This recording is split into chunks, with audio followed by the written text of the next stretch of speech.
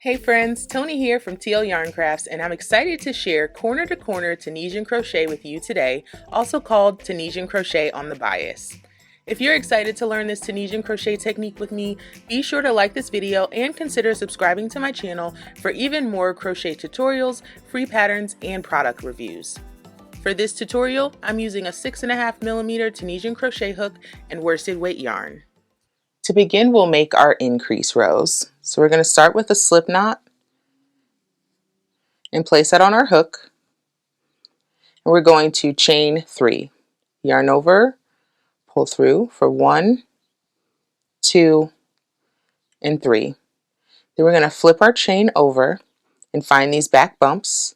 Pull up a loop in the back bump of the second chain from the hook. Yarn over, pull that loop up. Insert the hook into the back bump of this last chain here. Yarn over, pull up the loop. We've got 3 loops on our hook. So we're going to yarn over, pull through just 1 for a chain 1, then yarn over, pull through 2, yarn over, pull through 2. That completes our first row, and we have 3 stitches. Now we're going to move on to our next row and do an increase. So what we'll want to do is find the space between the first and the second stitch. So you can separate your stitches by finding the front and back bar, and that designates a stitch. So this first front and back bar is the first stitch, the next front and back bar the second stitch. We want to go in the space between these stitches. So we're going to insert our hook into that space, yarn over and pull up a loop. That's called a Tunisian full stitch, which can be used as an increase. So now we're going to Tunisian simple stitch the next stitch. So we've got a front and a back bar. Insert your hook through the front bar only, yarn over, pull up a loop, and keep that loop on your hook. Now we need to increase again, so we're going to find the space between the stitch we just worked and the last stitch. That space is right here. Insert your hook into that space, yarn over, pull up a loop, and then we need to work the last stitch. So we'll want to, I'm going to tighten down a little bit so you can see exactly what I'm doing. There we go.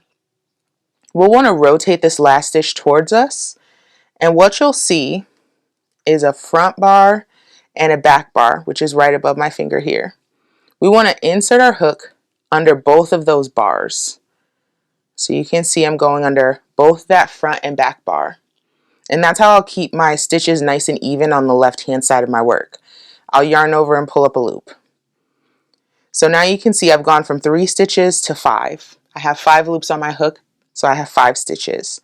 Now we'll want to do our return pass, starting with a yarn over, pull through 1 for a chain 1, yarn over, pull through 2, yarn over, pull through 2, all the way back until there's just 1 loop left on the hook. Doesn't look like much now, but we'll get there. So now for our next row, still an increase. So we're going to find the space between the first and the second stitch, insert our hook, yarn over and pull up the loop. And now we want to do a Tunisian simple stitch for each stitch until the last stitch. So insert in the front bar of the next stitch, yarn over, pull up a loop. Insert in the front bar of the stitch after that, yarn over, pull up a loop. Insert into the front bar of the stitch after that, yarn over and pull up a loop. Now we're at our last stitch and we want to do a Tunisian full stitch. So we're going to find the space between the stitch we just worked and our last stitch. You can do some maneuvering if you need to. Insert into that space, yarn over, pull up the loop. And now we just need to work our last stitch. Remember, you can rotate that stitch towards you to find the 2 loops of our last stitch. Insert your hook under both of those loops, yarn over, and pull up a loop. So now let's do a quick count. We've got 1, 2, 3, 4, 5, 6, 7. Since we have an increase at the beginning and the end of our row, we're increasing by 2 stitches each row. Now for our return pass, chain 1, yarn over, pull through 2, yarn over, pull through 2, until there's only 1 loop left on the hook. Let's do it again together. Still on an increase, find the space between the first and second stitch, insert your hook into that space, yarn over, pull up a loop, Tunisian simple stitch until you get to the last stitch. So remember, that's inserting your hook into the front vertical bar of the stitch, yarn over, pull up a loop, insert, yarn over, pull up a loop, insert, yarn over, pull up a loop. Now we're at our last stitch. Make some adjustment to your stitches so you can find that space. Insert your hook, yarn over, pull up a loop, and then insert your hook under both bars of the last stitch, right there. Yarn over, pull up a loop. If we count 1, 2, 3, 4, 5, 6, 7, 8, and 9. So we increased by 2 again. It's going to be very important to make sure you don't forget your increases, otherwise you're not going to end up with a square shape. So just stopping to count your stitches every now and then is going to help you make sure that you're doing your bias square properly. So I just worked a few more rows on my sample here. I worked up until my row had 19 stitches along the top. So you can really see that it's continuing to grow out in this triangle shape very evenly on both sides. We've got a nice clean edge on the left because we kept working under the 2 loops on the left hand side. If you're having any issues with your stitches on the right hand side, just make sure you tighten down on that first loop on your hook before you start your forward pass.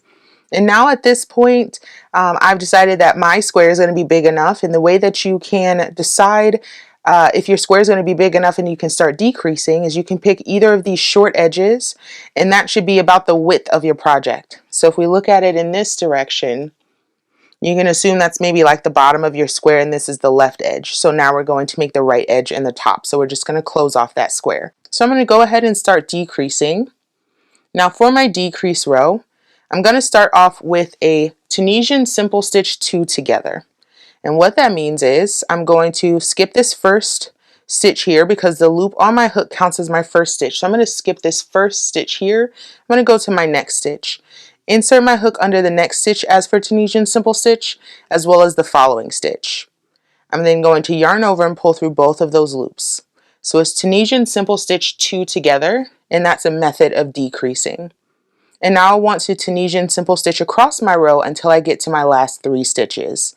So inserting under the vertical bar of the next stitch, yarn over, pull up the loop, and we're going to do that until we get to our last 3 stitches.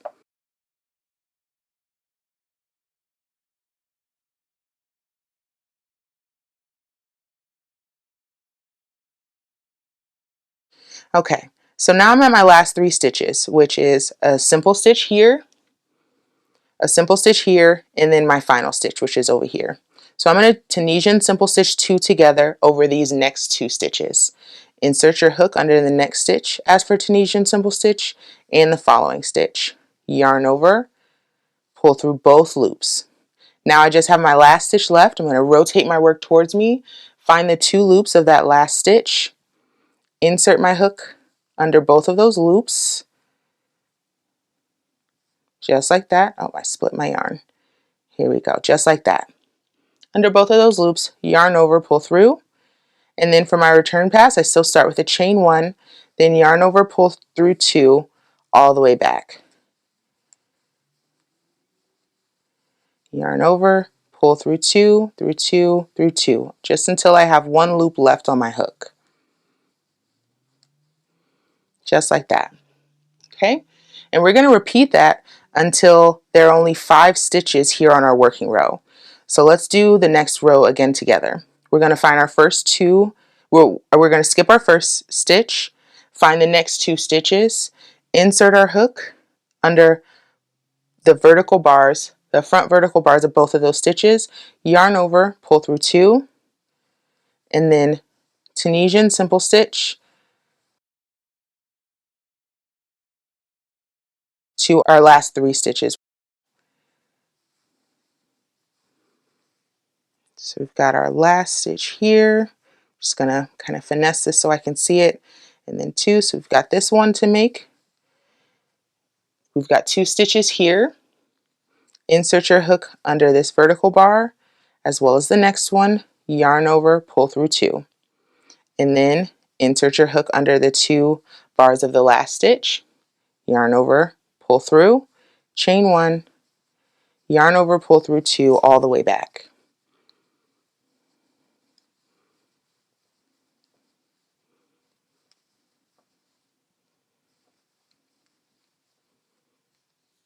All right, and one more together.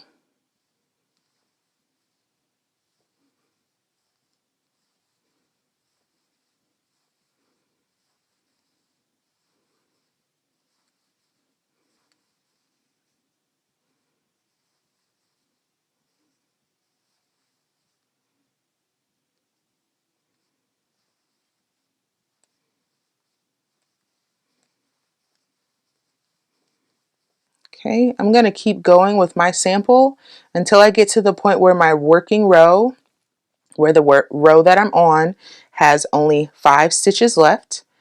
And then we can do the last couple of stitches and finish off our bias square.